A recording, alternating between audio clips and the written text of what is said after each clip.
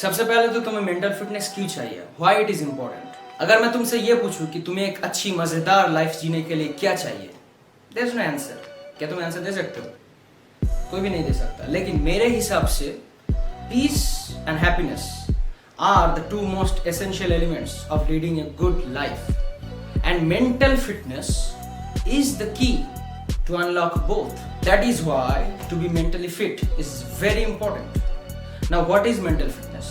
जैसे कि physical fitness का मतलब है तुम्हारे बॉडी में से एक्सेसिव अननेसेसरी फैट्स को बाहर निकाल देना एंड हार्मफुल टॉक्सिन्स को बाहर निकाल देना and to put in some lean strong muscles on your body. Mental fitness का मतलब है तुम्हारे दिमाग में से, तुम्हारे माइंड में से बहुत सारी बुरी चीजें को बाहर निकाल देना एंड कुछ अच्छी चीजें डालना, और जो अच्छी चीजें ऑलरेडी है वहां पे उनको ज्यादा स्ट्रॉन्ग बनाना। And that brings me to my first tip for mental fitness, which is you have to understand that mental fitness is necessary. It is very important. तुम्हें मेंटल फिटनेस चाहिए, ये दिमाग में डाल लो। Your body is as good as your mind. तो अगर तुम्हें मेंटल फिटनेस चाहिए तो तुम्हें इसकी नेसेसिटी को, इसकी इंपॉर्टेंस को पहले मानना और समझना पड़ेगा। टिप नंबर 2, अपने काम पे ध्यान दो। तुम्हारा ये जो माइंड है ना, ये कभी चुपचाप नहीं बैठता। तो इसकी ये जो क्रिएटिव एनर्जी है, इसकी ये जो थॉट पावर है, इस एनर्जी को अपने काम में इन्वेस्ट करो। अगर तुम अपनी पूरी मेंटल एनर्जी को अपने काम के ऊपर इन्वेस्ट करोगे तो फिर जब तुम्हें बुरी चीजें के बारे में सोचने का वक्त आएगा तब तो तुम्हारे पास बचा नहीं है मेंटल एनर्जी। और अगर तुम्हें ध्यान से नोटिस करो तो फिर तुम ये देखोगे मोस्ट ऑफ द टाइम जब तुम बुरी चीजों के बारे में सोच रहे हो is the time when you are doing nothing. जब तुम बैठे हो, तुम कुछ काम नहीं कर रहे हो, when you are being lazy, क्योंकि अलस मस्तिष्क शैतानेर बासा। It means a lazy mind is the place of the devil। और सिर्फ ऐसा नहीं है कि जब तुम कुछ कर नहीं रहे हो, तुम चुपचाप बैठे हो, तभी तुम्हारे दिमाग में बुरे ख्याल आएंगे। ऐसा भी होता है कि अगर तुम कुछ काम भी कर रहे हो तब भी तुम्हारे दिमाग में बुरे ख्याल आते हैं। Why is that?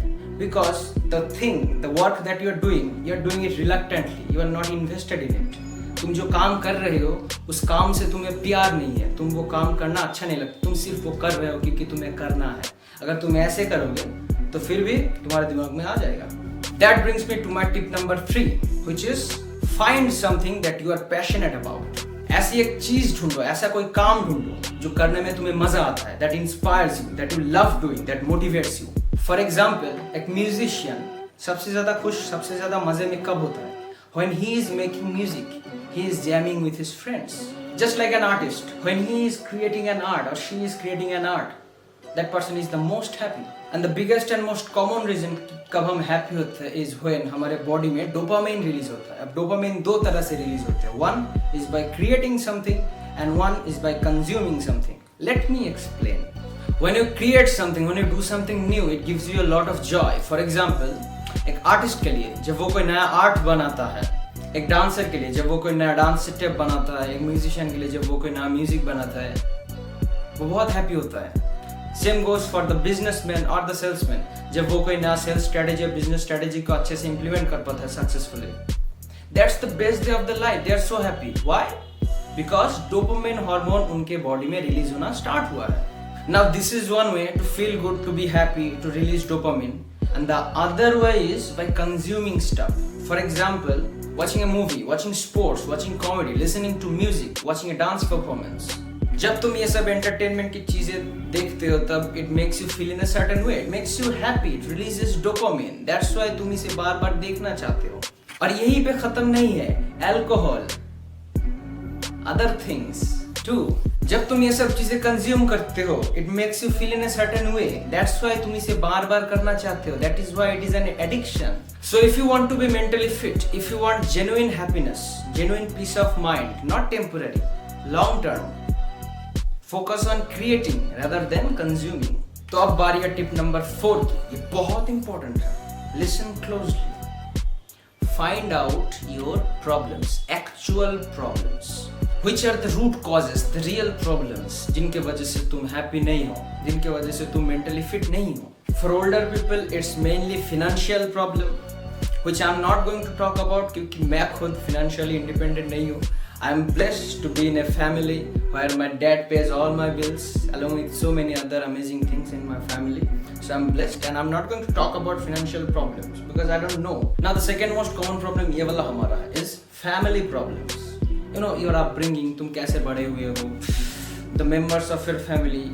Sometimes it's not appropriate, many times it's not appropriate for you. तो उसका एक बहुत बड़ा इफेक्ट पड़ता है तुम्हारे मेंटल हेल्थ के ऊपर. And the third more common problem is relationship problems, other relationship problems. For example, your school life, your friends, your love life. These also have a big impact on you. And these problems lead you to other major, other intense, direct problems like addiction, alcohol, drugs.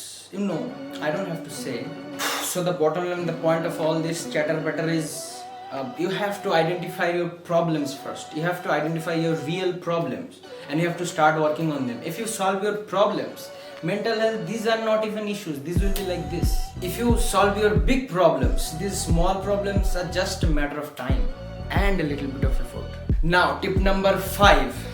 ये बहुत heavy है, बहुत important है, इसीलिए मैंने ऐसे पकड़ा है. I can't stress it enough. This is the most important. Tip number 5 is you have to understand. तुम्हें ये मानना होगा कि you are the most important person in your life. You yourself are the most important person in your life. So you have to prioritize yourself first. तुम्हें ये करना ही होगा. You have to prioritize yourself, your well-being, your happiness first. और तुम ये तभी कर पाओगे जब तुम ये मानोगे that you are worth something, you are important.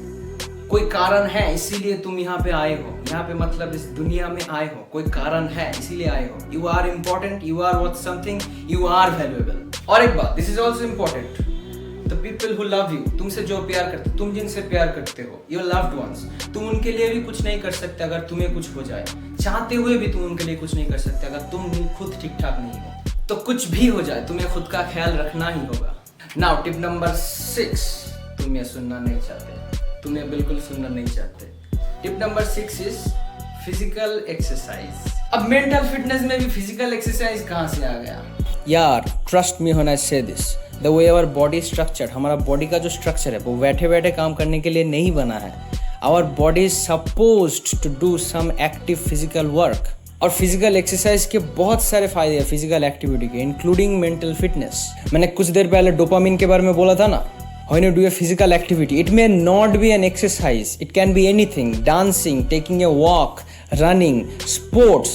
तो जब तुम कोई फिजिकल एक्टिविटी करते हो फिर से डोपामिन रिलीज चालू. और उसके साथ साथ when you are doing physical exercise, physical hard work, you are sweating.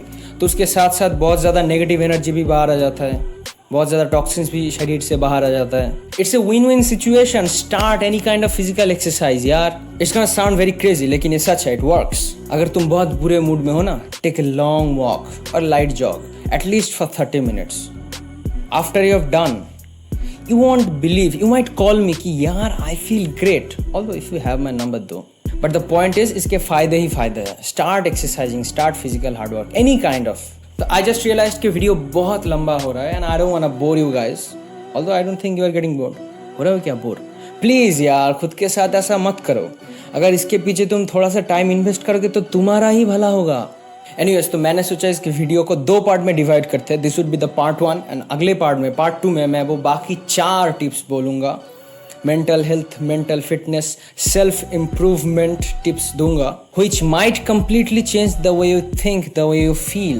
So stay tuned for part 2, and if you find this video helpful, give it a big thumbs up. I will appreciate it a lot. And subscribe to the channel, be a part of the Fitness Simply family. But most importantly, in tips को अपने life में अपने तरह से implement करो और फिर मुझे बताओ कि तुम्हारा कैसे हेल्प हुआ है, तुमने कैसे कुछ सीखा है. और मुझे नीचे कमेंट में बोलो कि तुम लोग क्या जानना चाहते हो, तुम लोग क्या देखना चाहते हो. और अगर तुम्हारे पास कोई सजेशंस है या फिर कोई क्वेश्चंस है तो फिर मुझे नीचे कमेंट में बताओ. Because I am trying to build a community. There is so much hate outside, there is enough negativity outside. Let's not spread that anymore. Let's not increase that anymore. उससे किसी का कोई फायदा नहीं होगा. Let's grow together. Let's help each other. I don't want to turn this into motivational speech. तो इसको यही ख़त्म करते हैं. अगले वीडियो में मैं कुछ और अमेजिंग टॉपिक्स के बारे में, कुछ और अमेजिंग टिप्स के बारे में बात करूँगा.